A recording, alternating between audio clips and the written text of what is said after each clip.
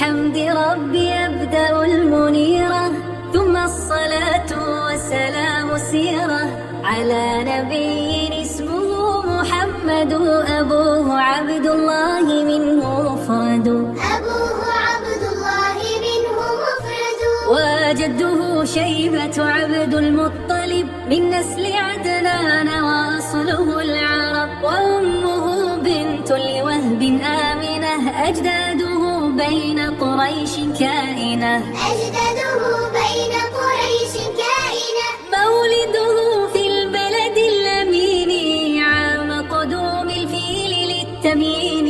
في يوم الاثنين ربيع الأول في 12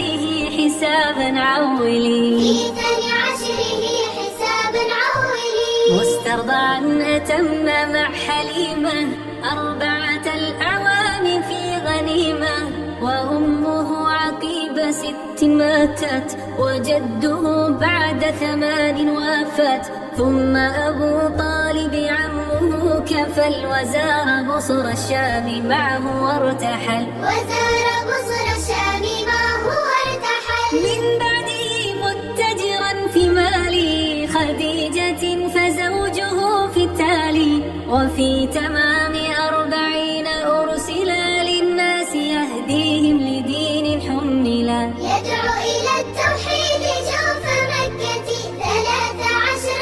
سنين تمت، وبعدها هجرته تعينت لطيبة ثم السيوف شرعت، لطيبة ثم السيوف شرعت، 27 غزا بالنصرة، وموته في 11 الهجرة، أزواجه بعد خديج 10، سودة ثم عائش المطهرة، سودة ثم عائش المطهرة، فحفصة زينب أم سلمة، وبنت جحش زينب المكرمة، ثم ابنة الحارث ذي جويرية، أم حبيبة ورملة هي، أم حبيبة ورملة هي، صفية ميمونة والجامعة، من نسل إسماعيل إلا 9، أولاده القاسم عبد الله